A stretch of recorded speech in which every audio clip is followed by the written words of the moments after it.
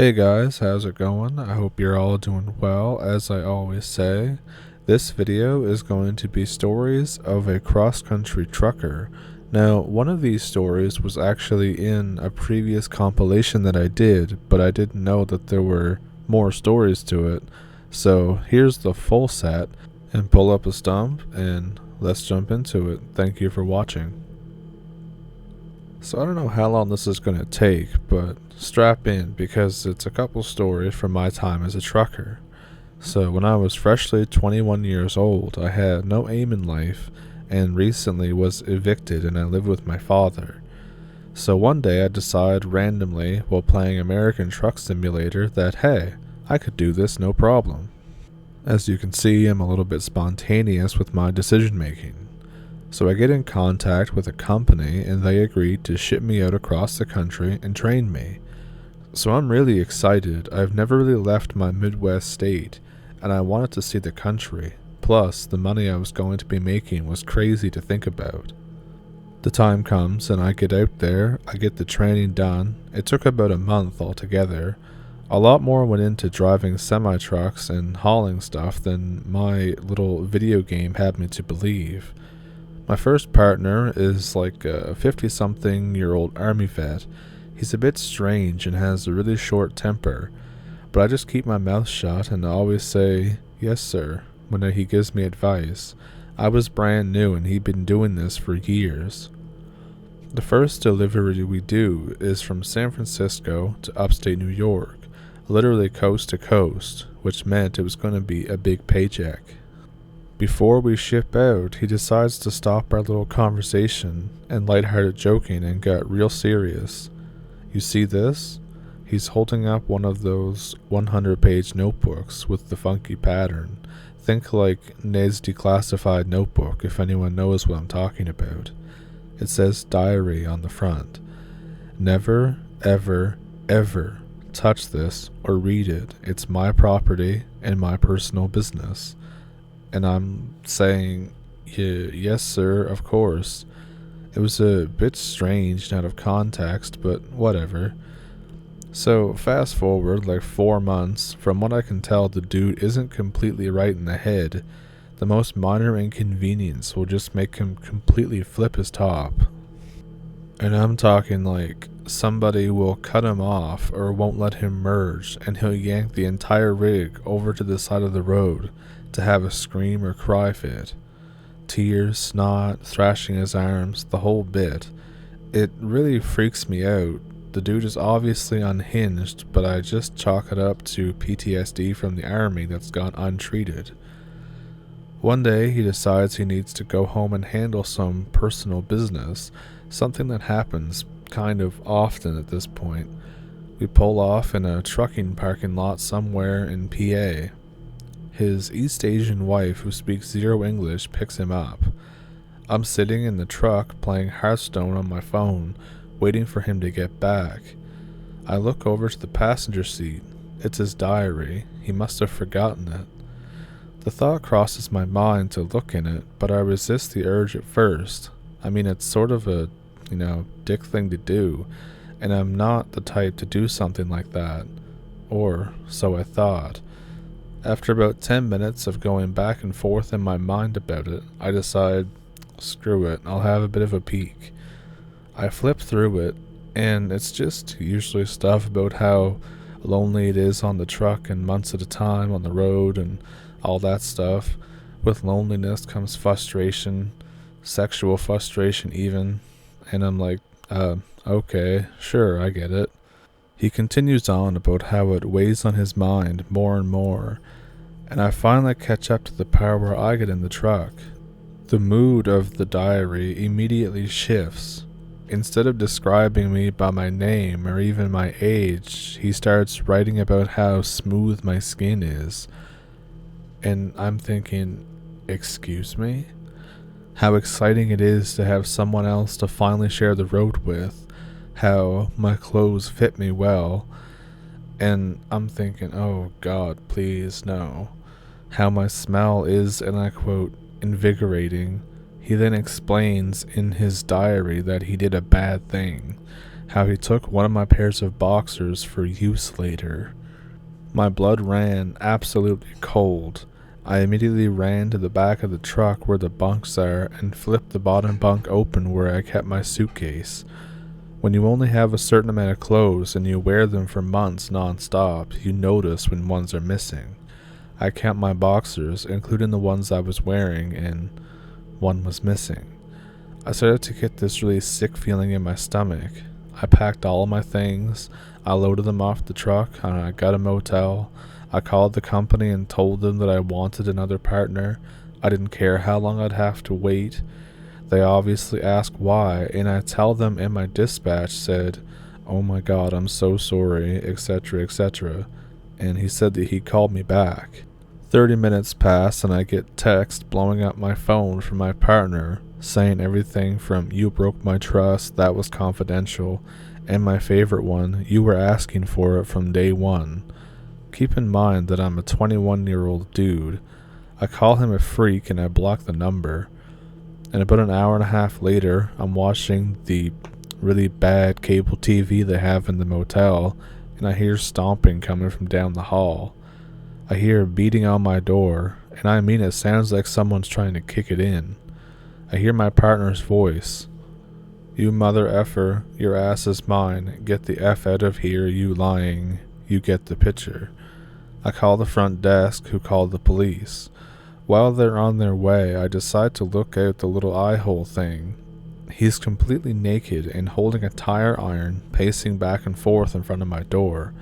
The police eventually get there. It feels like forever. Apparently he has a history of this sort of thing, and my dispatch told him over the phone that he needed to leave his stuff at home because he's not getting back on the truck and he's fired. The guy then goes livid, calls the branch office that handles paying for motels. They haven't got a word yet of what happened. He calls them and asks them what room I'm staying at and that our truck broke down or something like that. And they tell him not only the motel I was staying at, but the floor and the room number too. So he gets arrested and I never see him again.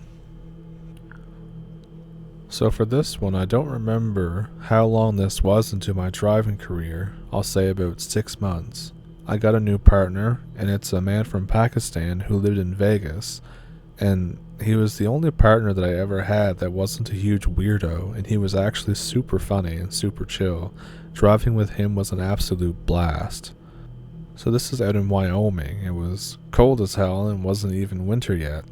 During training, my training partner was some old guy named Russ. He lived in Wyoming and he would tell me about how many accidents there were there. I had this idea that Wyoming was some dangerous mountain of twisting roads to navigate. So we leave Salt Lake City on a delivery to Philadelphia.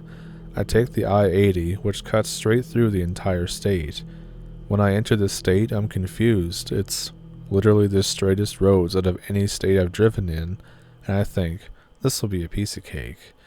Around 200 miles into Wyoming though, I get an alert on my Qualcomm, which is like this little touchscreen computer that acts as a GPS and a messaging system between the truck and the dispatch. It says in big bold letters, "Wind danger, seek immediate shelter." And I say, huh? What the hell does that mean? There's no storms, the sky is clear.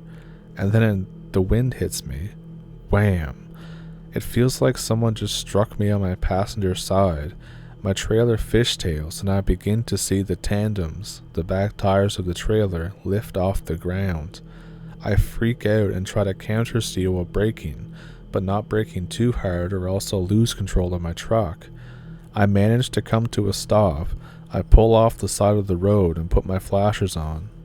I get out to set reflectors on the road. At this point, everyone is pulling over. The wind is absolutely crazy. I get out and actually get knocked on my ass by the wind and I start kind of rolling around, like something straight out of Looney Tunes almost.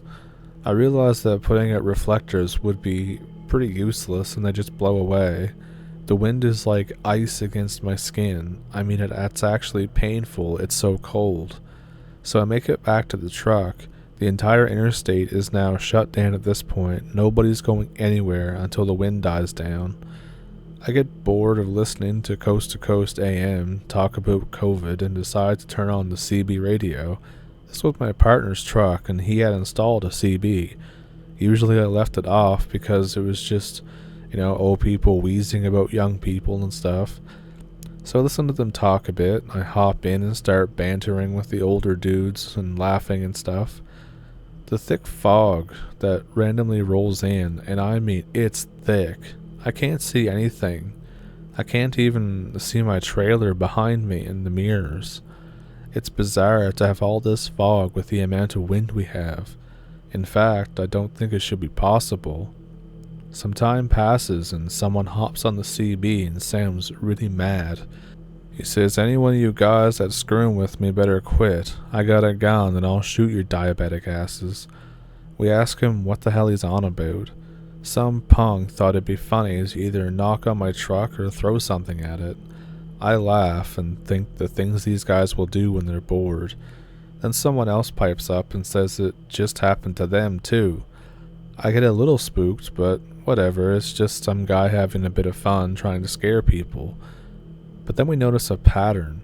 It's going down the interstate, heading west. Then the guy in front of me says that something just pounded on his door, waking up his partner. I sit up in my seat, wide-eyed. I turn on my high beams, and what do I see? What do I see? Nothing. I stand up so I can get a look over the hood of the truck, and the moment I do, bam, bam, bam, loud as hell.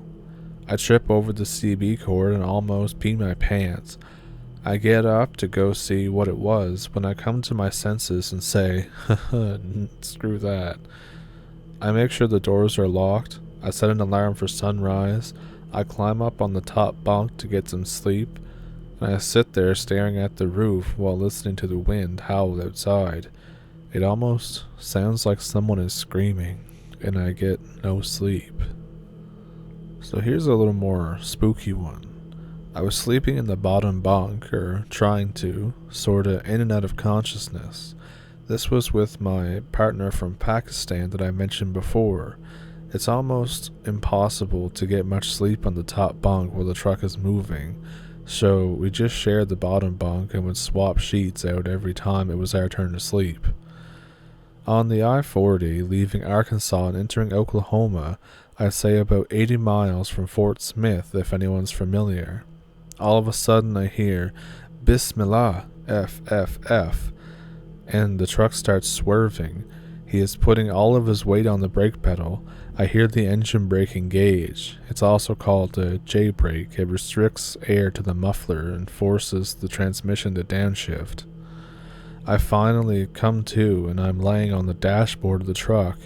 I flew all the way from the back of the truck to the front. It's a miracle that I didn't fly out the window. As I climb down off the dashboard, I ask Syed what happened and what the hell his problem is, and he just points in front of the truck, and there's an entire rig that's just flipped over. It can't be more than a couple yards in front of us, and I sit there staring at it for a second, and then I realize, oh, we have to help them. I throw on my pants, hop out of the truck, and running over to the cab. By this time, some other trucks had stopped behind us. Thank God they didn't strike us from behind, and they're running over as well. Myself and a younger Mexican dude climbed up on the cab trying to pry the door open. I ask if they're alright, and I get a moan in response. I can't get the door open. I tell them to cover their eyes as me and this other guy begin breaking the window. We finally busted, and the Mexican dude climbs in first. He was smaller, so it would be easier to pull him out. We finally get this guy and his partner out of the truck. They are bleeding, but they insist that they're okay. The two guys that wrecked are father and son, and they're both Native American, I think. The son was driving and the father was apparently sleeping. It's a miracle the old man wasn't hurt worse. We aren't going anywhere for a while until the police get a crane truck to pull their truck out of the way. So the question finally comes up, what the hell made you turn over your truck like that? And the kid says, my mother. Huh? It was my mother. I knew it was my mom. He then begins to explain that while driving, he smelled the perfume that his mother used to wear. As he's trying to figure out what the smell was, and this is what he said: his mother, plain as day, was standing in the middle of the road while he was going 70 miles per hour. His first reaction without thinking was to swerve and avoid her, causing him to lose control and flip the truck. His father cuts him off, saying, "That's enough, no more." He begins arguing with his father about it, and I ask, "How could your mother be out in the middle of nowhere?" The father looks straight at me and says, "My wife's been dead for 14 years. He must be mistaken." My blood runs cold. I walk away and get in the truck. I smoke a cigarette and try to process what just happened. 2 hours later, the cops finally get there and begin to attempt to move the truck. They take my statement, my partner's, and a few other people. I don't know what Syed told them, but I told the officer what the son and the father said. I could see the color drain from his face. That'll be all. Thanks for taking the time, sir. Have a good night." The second cop walks up to me, laughing and shaking his head. I ask him what's so funny. This truck was hauling fertilizer. A few more feet and you could have struck the trailer, and I'm sure you know what would have happened then, right? I just nod my head. Well, if that's not luck, I don't know what is. And I just say, yeah. So, what did you think of those stories? I thought they were pretty cool, really. Hearing, cross-country trucker stories are always, I don't know, there's a certain aesthetic to them, if you know what I mean. We have some truck drivers in our little community here, so I may ask some of them if they have any stories like these. One story in particular that I remember hearing, and this was from the guy's sister that it happened to, and this is obviously in Canada. So he was driving on, the Trans-Canada, I believe, and it was right in the dead of night, real early hours of the morning kind of thing. He sees two people kind of in the ditch, and he pulls over and stops because they're waving him down. He gets out and there's no one there. So he thinks that oh, whatever, it's a prank, ha ha ha, real funny. Gets back in his truck, and then about 10 kilometers down the road he sees the same thing. And this time he doesn't get out of the truck. He just keeps driving. And then 10 kilometers later he sees the same thing. And for about 100 clicks, this was the repeating pattern. Now obviously there's a chance that he could have just made it up just to scare us or whatever. But I thought it was pretty creepy, and I still do.